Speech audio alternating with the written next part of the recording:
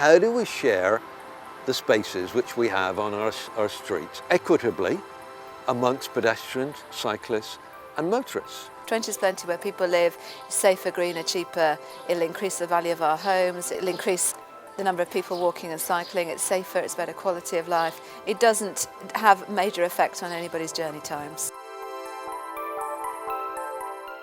20's plenty for us, it's a name which we chose quite specifically. It's about really saying that within towns and streets where people live, that 20 mile an hour is plenty if they're in motor vehicles. People tell me that they go fast but they haven't hurt anybody.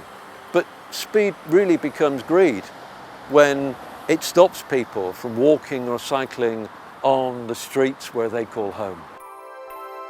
What we've been campaigning for is the idea of, rather than having isolated speed limits, which really benefit very few people, what we should do is make the 20 mile an hour speed limit for all residential roads. Instead of someone driving into a next street that says 20, they think, well, it looks like my street. Why are these people any different from me?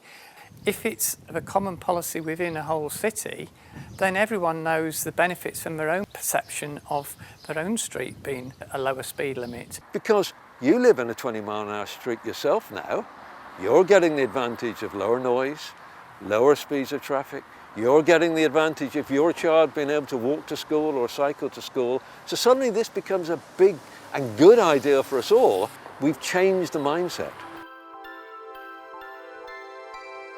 When it comes to reducing speeds, we have to engage with the community because it's them who have to modify their behaviour.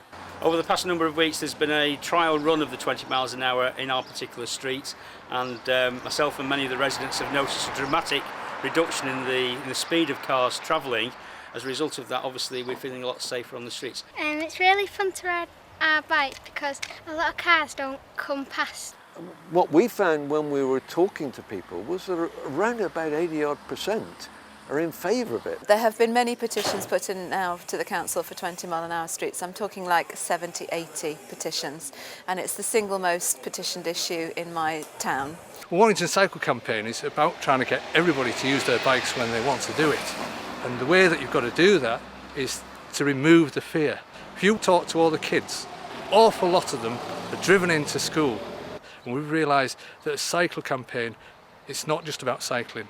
This is about how we're living our lives, and that's where going on to a 20's Plenty for Us campaign just gets the whole thing together. There are some good adverts which will actually show the differences in your ability to slow down and stop, right, and also the severity of impact if you're driving, say, 20 mile an hour instead of 40 miles an hour. In fact, at 40 miles an hour, you hit somebody, there's an 85% chance of killing them, whereas if you hit somebody at 20 miles an hour, then there's a 5% chance of that happening. So there's a huge trade-off there between the motor vehicle speed and the risk. Currently, we have about 3 million people who are living in local authorities who have either adopted a 20 mile an hour policy for all their residential streets or in the process, and that really is growing all the time, and we'd expect it to accelerate with the new government guidelines and encouragement for such initiatives. The government guidance on 20 mile an hour zones in the country changed.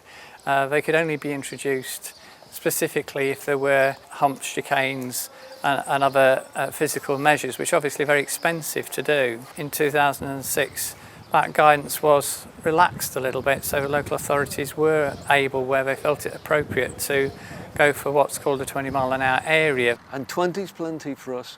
We know it works, it reduces traffic speeds and it reduces collisions. It results in a better quality of life. It's an argument which we're winning, and also it's something which is actually coming up with really great results in our towns and cities.